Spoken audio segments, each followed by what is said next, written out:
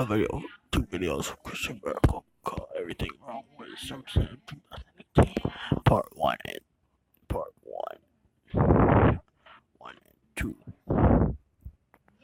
Without further ado, let's do this. And just last week on Instagram, I was on live with him. He's a real cool dude. So, let's do this. I'm ready. Cool. Now see if you can guess which two flavors come together in these Pop-Tart splits. Half strawberry, half cheesecake. Boom. Got it. No, be really good. No matter who you are.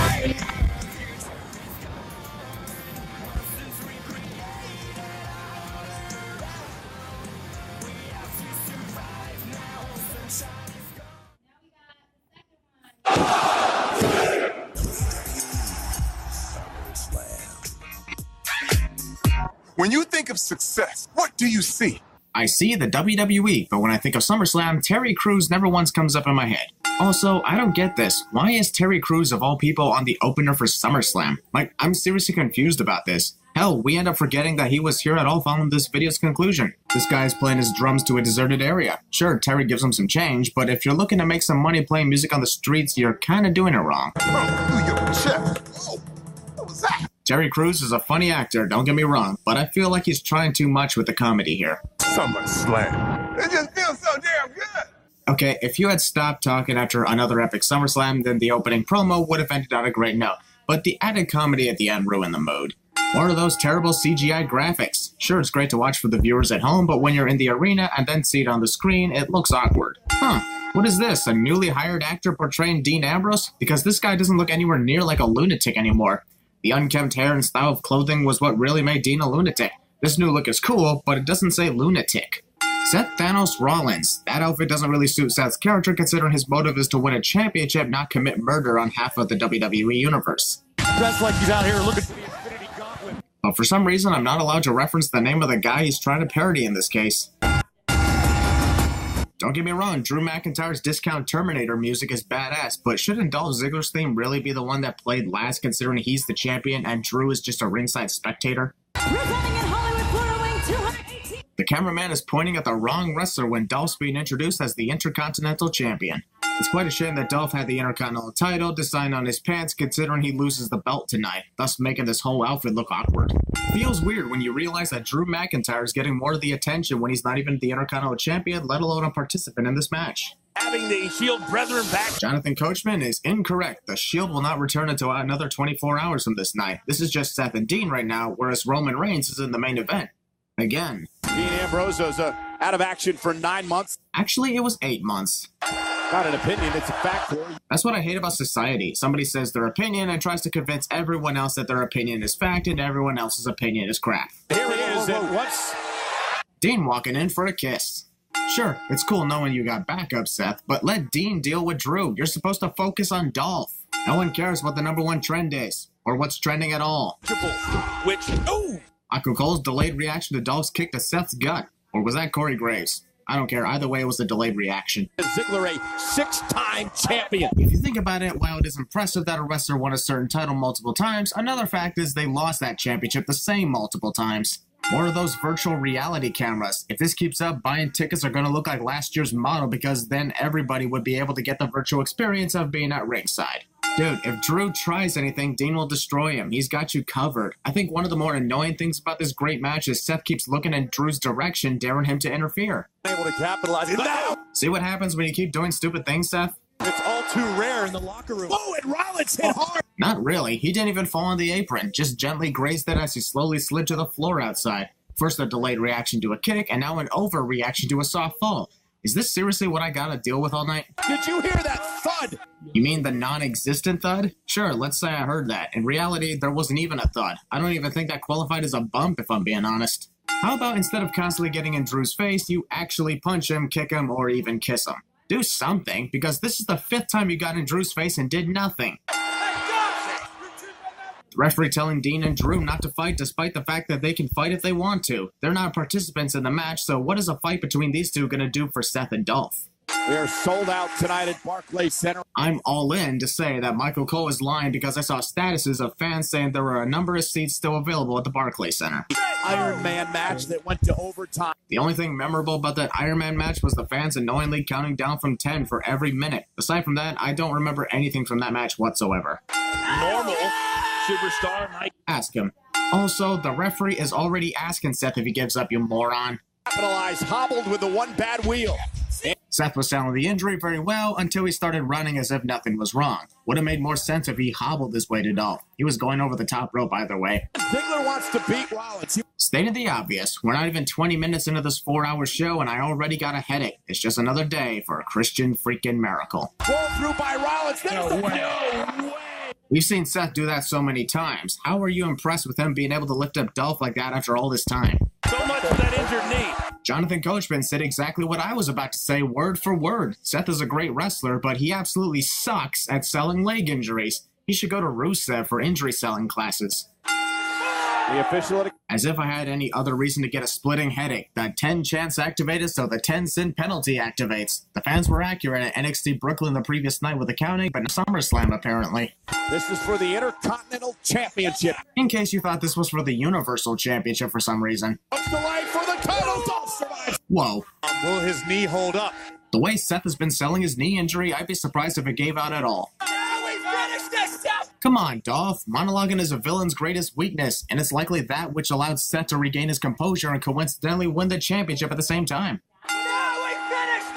Then do it already! Stop saying you're gonna do it, just do it! And Rollins, the See? Told ya. new here though. Rollins. Seth clutches his head despite the fact that it was nowhere near the ring post in the collision. He no-sells injuries and defies logic. What does everybody see in this guy again? By sarcastically saying, "Finish me off," Dolph unintentionally just foreshadowed his own fate. What a shame. What the? No. It took nearly 20 minutes of this 22-minute match before something cool finally happened. But yeah, let's reverse 2 cents for that reverse superplex. Dean Ambrose was so hell-bent on making sure Drew would not get involved in this match, and yet it's Dean who takes his eye off the ball. That's pretty sad when you think about it. Guaranteed Dolph is regretting his decision of ever making those pants with the Intercontinental Championship design on them. Yay! Good to see the Bella Twins! One question. What's their purpose of getting screen time if they're not even going to be a factor at any point during this night? And being at ringside to support Ronda Rousey does not qualify as being a factor in the action. Bella's total got picked up for season 4. Congratulations, Ms. and Mrs. got a bigger reception from 3 episodes than that Bella show ever did from 3 seasons. Also, reality show promotion where it's not needed. Get Total Divas Which and goes back. Nikki hasn't punched Brie in the face for the constant interrupting. Would have been a SummerSlam flashback moment from 4 years ago. honestly, we're here to have fun. If your idea of fun is taking away valuable pay-per-view time, this might be one of the reasons why some of the matches end in squash victories. Live action. Ready to Byron Saxon's dumb reaction to the appearance of the New Day. I don't want to bring up these annoying CGI stage graphics anymore, so I'll just throw in another 5 sins and be done with it.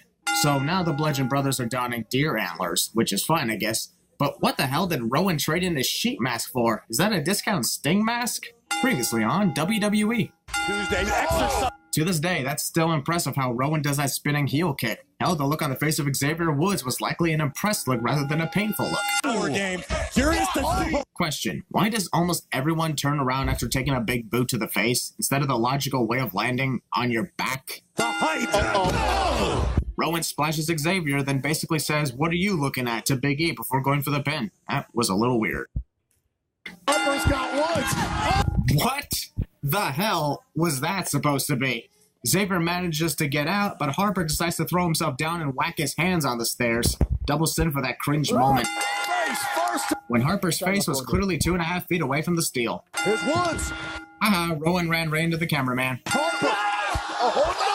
Man, almost everything that happens in this match is cringe, especially considering Xavier slipped out of Harper's grasp before that move could be fully connected. Harper wastes so much precious time nodding his head and teasing whatever he's going to do to Big E, which has given his opponent precious time to recover. Bad strategy, man. Oh my God. Well, this match was going nowhere. As much as I hate champions getting themselves disqualified to retain their titles, this may be the only entertaining portion of this match. Post-match assault. John fucking Stewart. Again. He hosted SummerSlam back in 2017. That was 2015, you stupid dumbass. Braun Strowman shouldn't have to be putting his Money in the Bank briefcase up for grabs because he earned it fair and square by winning the ladder match. Just like the Royal Rumble spot, this shouldn't be on the line. Also, it's quite a shame that this hyped-up match has a big build-up leading to a 2-minute squash fight. And the shocking part is that it's not the only squash match of the night. SummerSlam is presented by... Skip! Just like with Dolph Ziggler's pants, it feels sad that Kevin Owens got a whole shirt.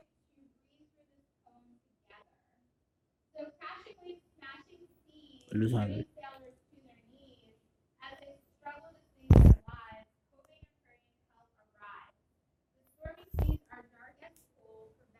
Design made for the off sins for a 2-minute waste of a match. Sucks. The balls doesn't he to take a choke slam on the steel ring. Super kick the time when the match started. Design made for the off chance that he wins the Money in the Bank briefcase, all just for it to go away in 2 minutes. He was more than willing. Somewhere, wherever, Ryback must be jealous because Braun Strowman does a taunt with similar arm movements and actually gains success as a result. Championship opportunity. Kevin seriously had his head down the whole time when the match started? Man, he really didn't want to focus in this case, did he? Plan on staying here. You see, that's when you flip around upon collision, when a super heavyweight like Braun runs you over like a train. Still can't believe wrestlers flip around for the dumbest reasons. Excellent work on Kevin's part. Strategy. How dare you super kick the sacred beard of Braun Strowman? Nobody touches the beard. Now it's personal. To the back with a choke. Kevin has quite the balls, doesn't he? To take a choke slam on the steel ramp at the hands of freaking Braun Strowman. To the leg and it's over. Just gonna add in 2 sins for a 2-minute waste of a match. Sucks when this crap happens. So if Kevin won this match, then he would also be known as Mr. Monster in the Bank. That's the way I'm hearing it. Doesn't matter at this point, though. Carmella believes this triple threat is ridiculous. Well, it is ridiculous. The addition of Charlotte to the match was absolutely pathetic since it was basically gift wrapped to her upon her return. Surprised Becky Lynch didn't try to annihilate her weeks ago. No offense, but Becky Balboa is a sin to me. I understand the reasoning for the shout-out, but I'm sorry. Pink just doesn't suit Charlotte in my opinion. Why aren't her graphics pink at the same time to sell the outfit? Who gives a shit about Hulu? Becky Lynch is making her entrance. Quit trying to distract me from my distraction.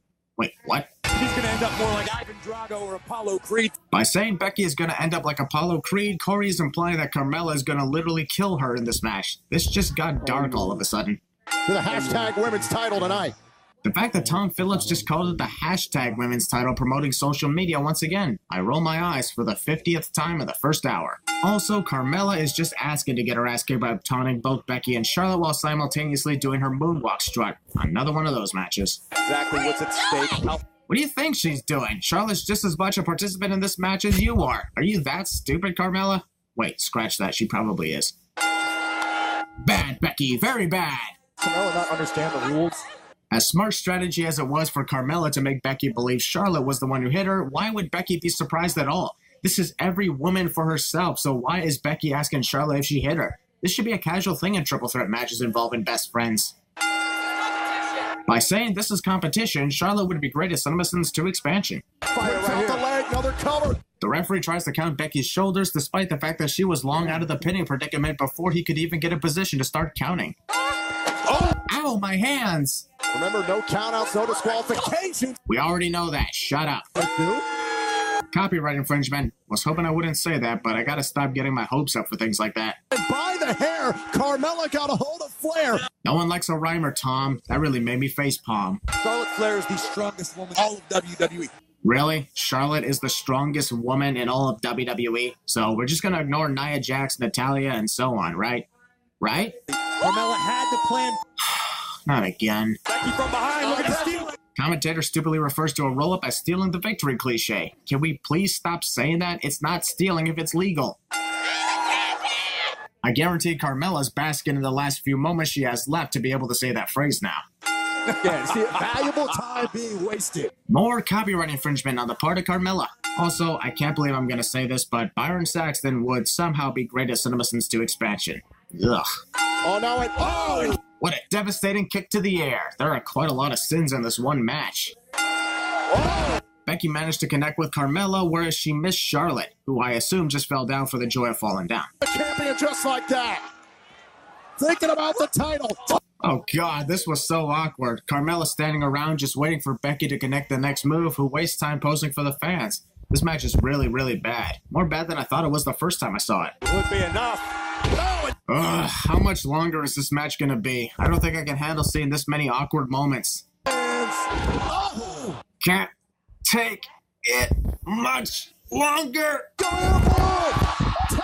Guess who got hit in that exchange? The answer? Nobody. I'm throwing in another 5 cents because almost every move connected in this match was either botched, missed, or full of slips. Candace, we do it. The Uranagi. Why in the fuck did the referee hesitate to count Charlotte's shoulders when Becky was clearly in a pinning position? Even the referee is bad in this match. Charlotte Flair.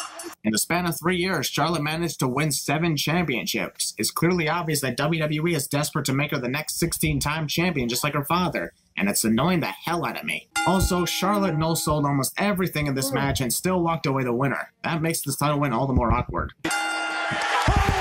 How in the ever-loving fuck did Charlotte not see that coming? Becky showed so many signs of hidden hatred toward her throughout the last few weeks. Charlotte added herself into Becky's chance of becoming women's champion and subsequently took it away from her. The only surprising thing would be if Becky did nothing. But still, fuck her up, Becky! Fuck her up good! We're not even 90 minutes into this 4-hour show, and the WWE Championship, the top title in the WWE, might I add, is being defended next. Especially when the match is AJ Styles taking on Samoa Joe. This is main event worthy, or at least second to last match worthy, but not when we're not even at the halfway point of the show. Your family, they'll be cheering for me. Samoa Joe believes that AJ's family will be cheering for him simply because he thinks so. End of story. Wendy Styles. Wendy Styles? There could actually be somebody named Wendy Styles out there in this world, and Joe accidentally mistakes her for AJ's wife or something. AJ's non-pyro. Joe is a dick to AJ's introduction, unless he wants to take the position of AJ Styles' personal ring announcer for the evening. See me kick your ass. Watch what you say, AJ. Your daughter's listening. Don't say bad words around the kids. Oh, defend his. I'm surprised after ring announcer for the evening.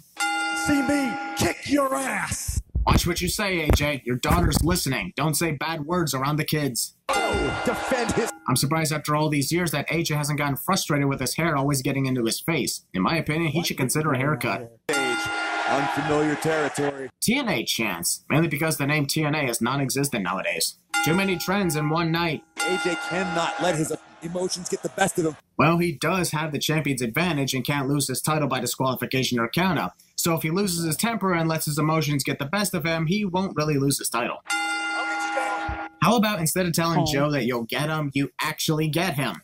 Just a suggestion.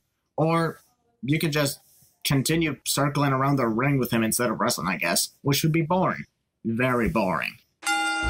Stop. The hell was that? I don't even think AJ connected with Joe at all in that exchange. I've had some muscle, not a bone, Phillips. Corey Graves would be great at CinemaSins 2 expansion, as always. Oh, and Styles able to kick out. Samoa Joe is seriously getting frustrated because of a single clothesline not getting the victory for him when he hasn't even done much damage to AJ in the first place. I see you checking out AJ's butt, ref. You didn't think I'd notice, did you? Pull himself back up onto the apron. AJ is still on the outside of the ring, yet the referee is not continuing the count. By now, AJ would have gotten counted out for sure. Oh, now AJ from the middle. Wow, picture perfect. Great timing by both AJ and Joe. This is one of the reasons why this match is great to watch. Holy cow! Somewhere, Zack Ryder is pouting because Samoa Joe just outshone him with his own Rough Rider. Joe ducked underneath. Holy shit, that's another send-off for the quickness of that power slam, especially since Joe put himself in a perfect pinning position immediately upon impact. For the Styles Clash! Sure, AJ Styles botched that Styles Clash due to him not being able to hook Joe's other arm before he fell over, but I'll still remove a sin for the amazing strength on the part of AJ. The athleticism from Samoa Joe to be able to do that is more reasons why sins are being removed for this awesome WWE title match. It's just that damn good. But I'll be your new daddy. Savage Joe. That was one of the best lines I have heard in recent WWE broadcasts. First, that guy gets super kicked by Johnny Gargano the night before, and now he gets manhandled by AJ Styles. And he just can't catch a break, can he?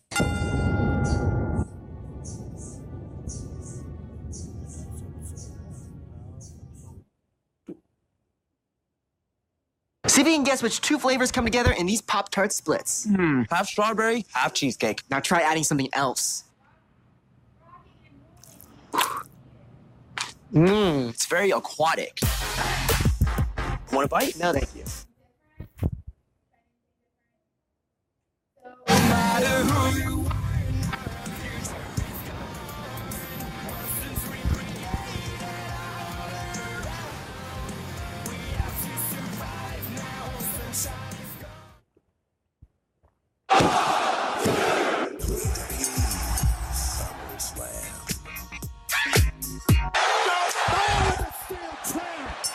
Normally, I don't like great matches ending in disqualifications, but the way this story is going between AJ Styles and Samoa Joe, it's the perfect way to continue the next chapter. This is how you really keep the story going while making it interesting and worth watching at the same time. Post-match assault. I'm honestly surprised that Wendy is telling AJ to stop rather than kick his ass even more. Why show remorse to someone who's insulted you? Come here to your sweaty and blood-soaked bed. There's a good chance my blood's gonna land on you, but come give me a hug. I cannot believe Samoa Joe would say this. Really? You can't believe Samoa Joe would declare himself the new daddy? After all the things he said over the past few weeks? What'd be more surprising is if he didn't say that. But look in the eyes of the challenger. Well, he's not the challenger anymore at this moment, considering the match is over. 4-hour pay-per-view event somehow has time for an impromptu Elias concert at the 2-hour mark. I'm usually okay with Elias concerts, but when we're at the 2-hour mark of a wrestling show, it's really asking too much. Kind of like that Pitbull concert 3 hours into WrestleMania 33. As hard as it may be to believe I was a child. It's hard to believe this, but I used to be a child just like you, cliche. Something the kids usually hear from parents. And I wrote the greatest album of all time.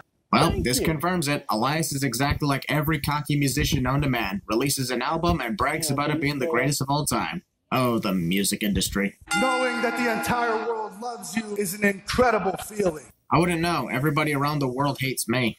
Dare I say my greatest song yet? This next song I'm about to play is my greatest song yet, cliche. Elias really has studied the ways of the music industry. Only a matter of time before he starts doing those diss things or whatever they're called. I'd like to dedicate this song to all the New Yorkers. What's the name of the song? Garbage Disposal, aka The Giants? Phenomenon. Yeah, we get it. Can you play the song now so we can get on with this pay-per-view? There's still many matches to come.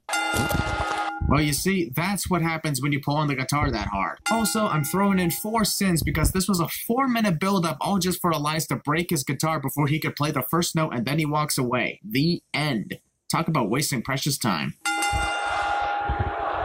Brooklyn would be great at CinemaSins 2 expansion. Also, nearly 2 minutes of Elias sitting around in embarrassment before he finally leaves with his broken guitar. Another double sin for more time being wasted.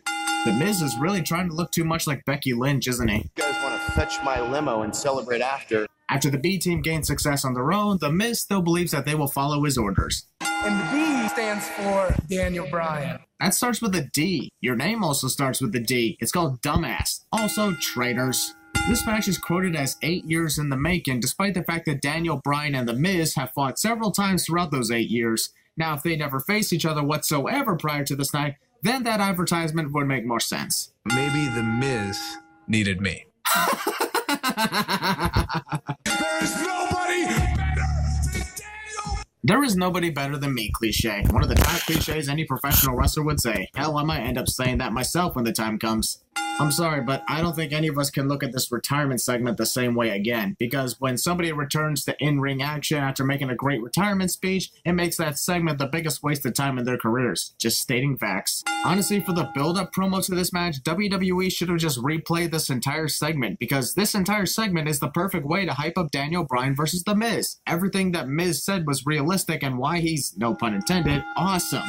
I don't really believe Monroe Sky Mizanin is really a baby carriage, considering no mother would bring a child that young into an extremely loud WWE show filled with screaming fans. In July, I went to WWE Live. The SummerSlam Heavyweight Tour in Philly.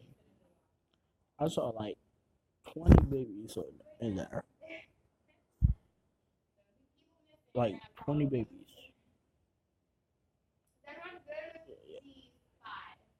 No, not me.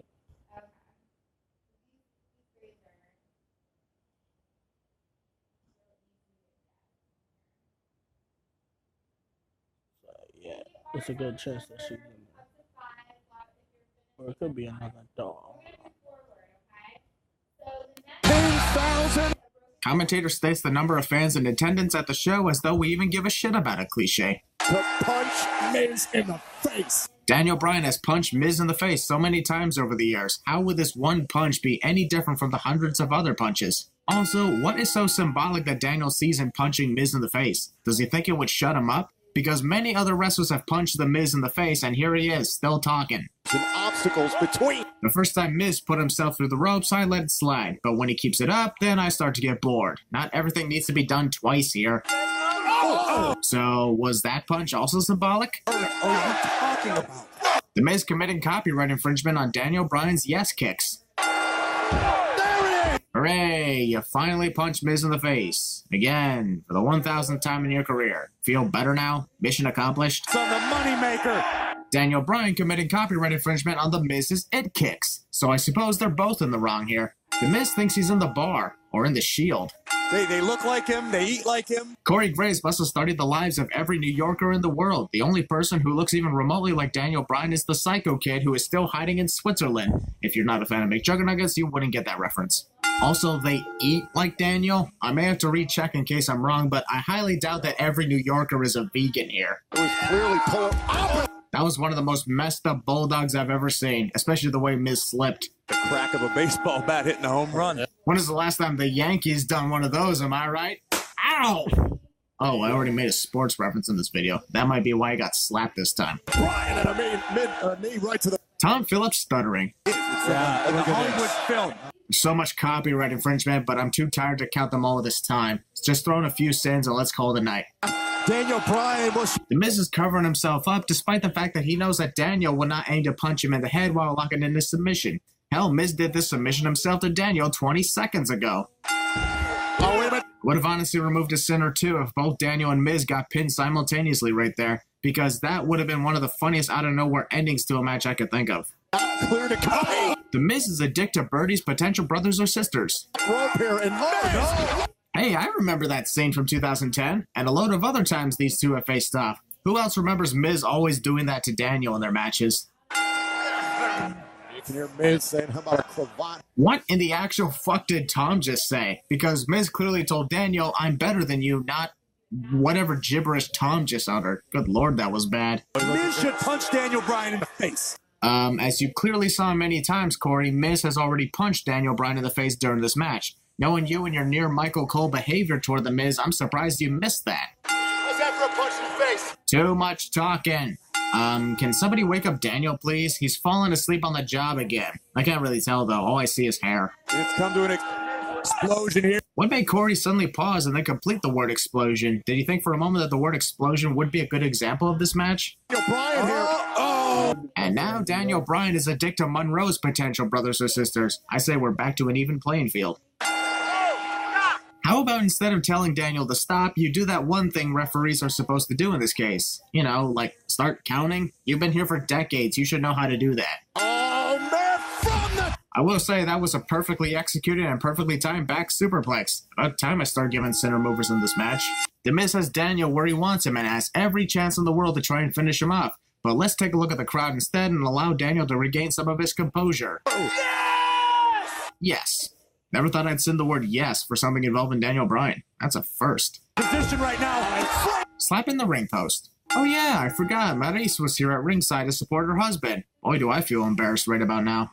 The commentators, minus Corey Graves, complain constantly about Miz using Daniel's moves and not his own, and yet they have nothing to say about Miz using Ric Flair's figure 4 leg lock.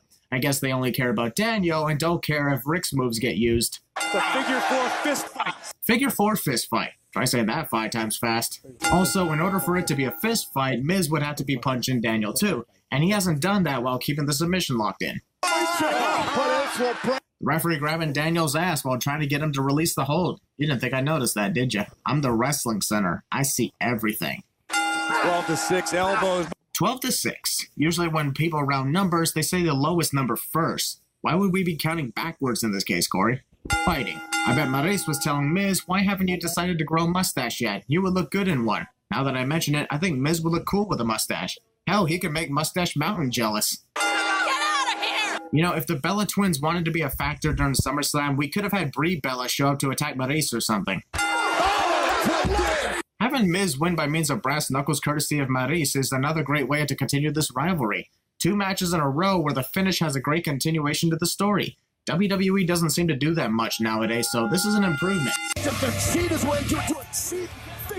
Butthurt Byron. I'm sorry, there's a glare in my eye. I don't see it.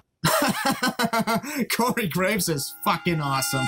WWE Super Showdown, an event which should really be called Random Showdown, the way the poor match card is looking. Last time ever. That's a good joke. Also, this match exists despite the end of an era thing from 6 years ago. WWE always loves to give middle fingers to the wrestlers of today. Also, we still have 4 matches left on the card with 1 hour of pay-per-view time to cover it. Do we really have enough time to dedicate 3 more minutes to something that's not happening for another month and a half? This match with Finn Balor and Baron Corbin is existing close to the 3rd hour of this event. You couldn't have put this on the pre-show or something? Or just not have them compete once again on pay-per-view? Because as you'll soon see, this is a complete waste of time. Well, looks like Finn Balor decided to take the night off and send in a replacement opponent for Baron Corbin. Also, this completely ruins the whole purpose of Finn's demonic persona. He hadn't been using the demon for WWE shows lately due to the fact that none of his opponents have given him a reason to unleash hell.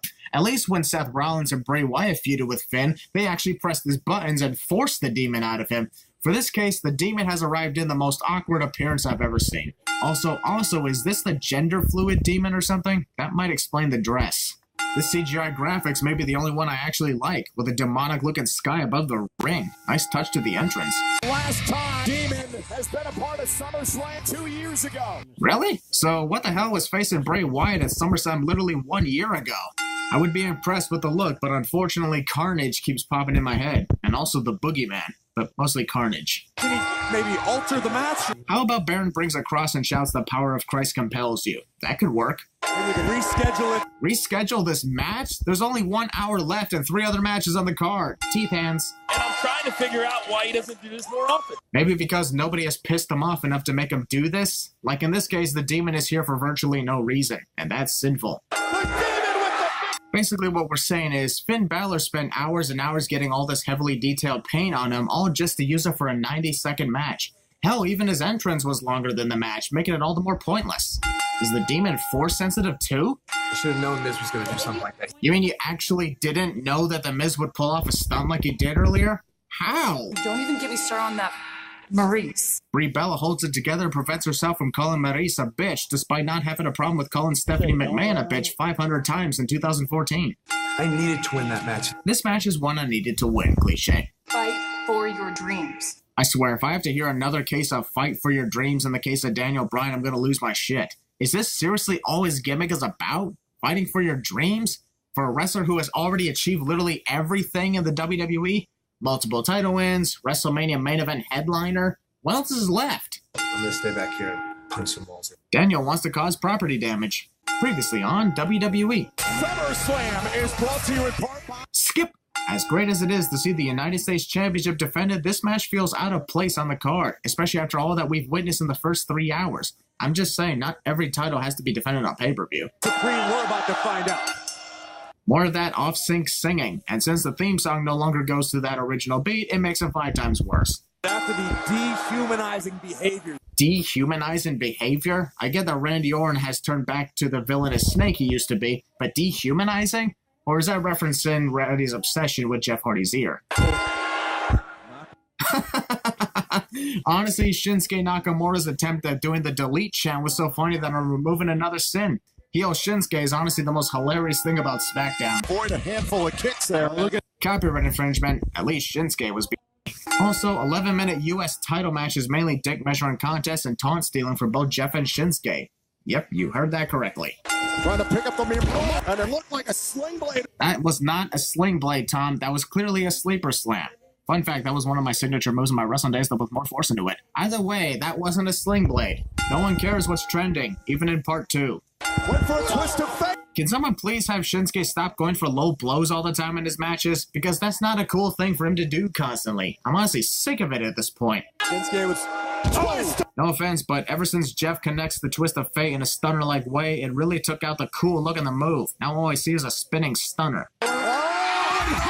He may have missed Shinsuke, but once again, Jeff Hardy proves us how much balls he has after all these decades, removing 3 sins because Jeff once again stole the show, even if it cost him to lose. He may have missed Shinsuke, but ever since Jeff connects the twist of fate in a stunner-like way, it really took out the cool look in the move. Now all I see is a spinning stunner.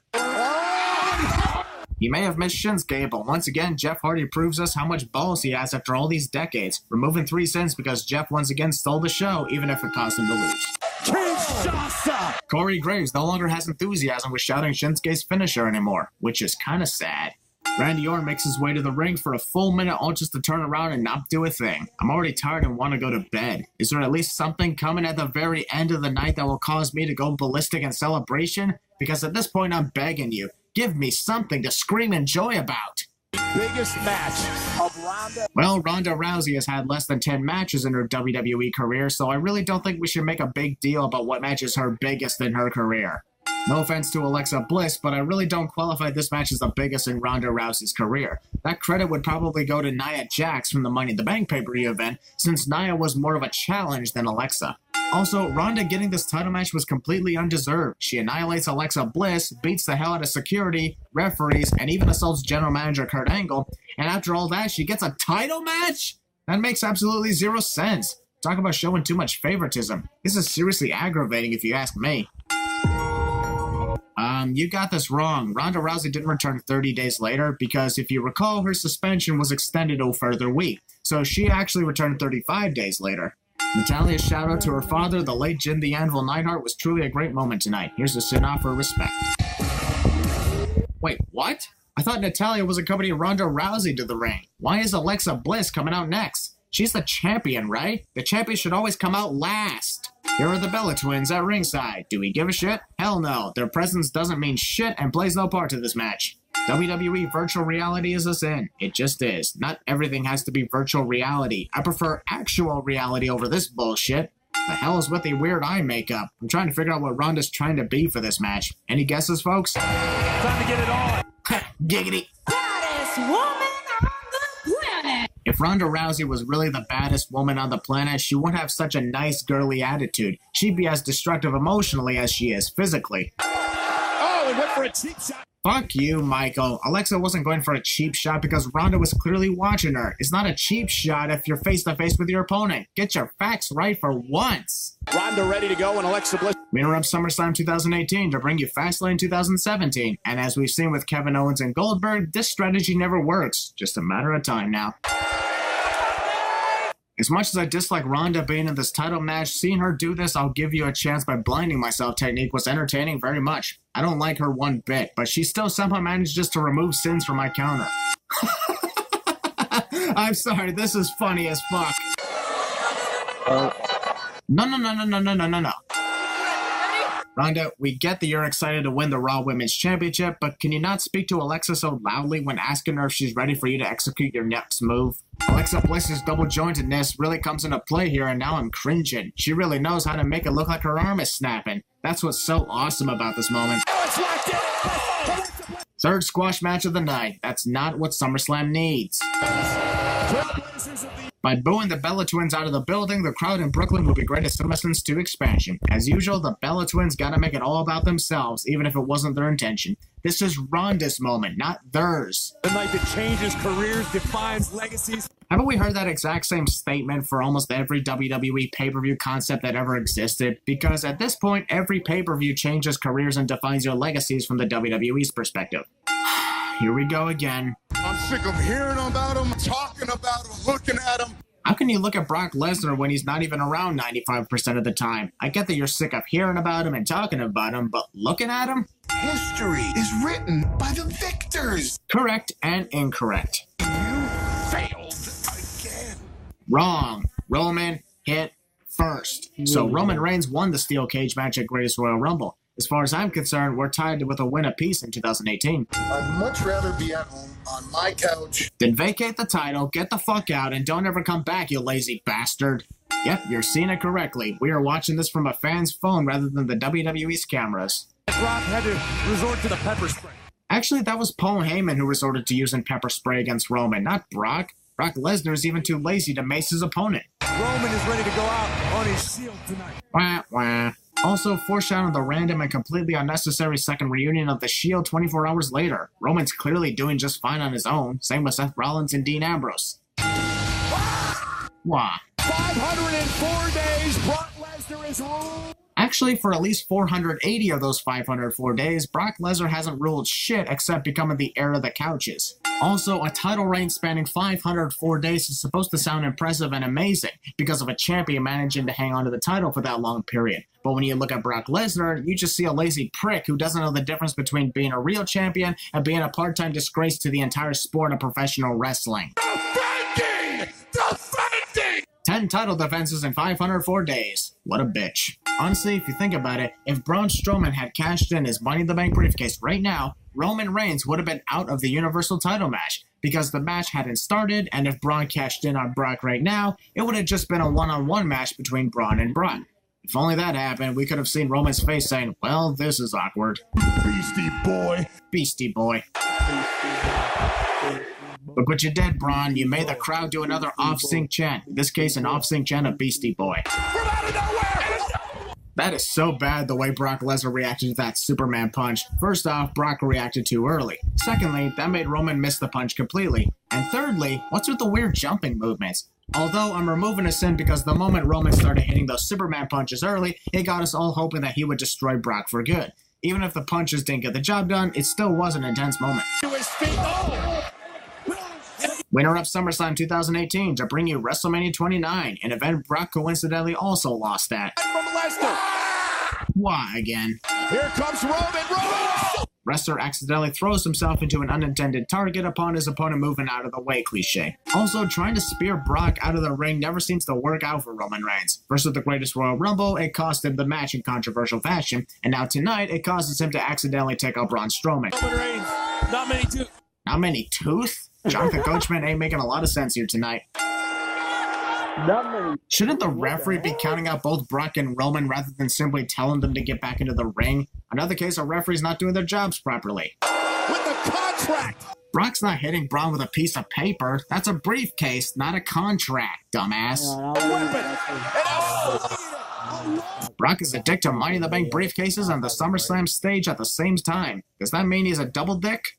Wait, what the hell did I just say? Get that trending. Hashtag double dick. Haha, the chair got thrown right back in your face. Hella motherfucking Luya! Brock Lesnar's reign has finally been sliced in half!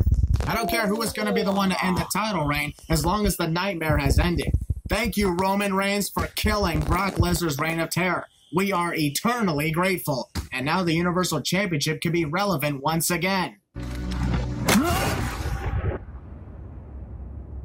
I guess the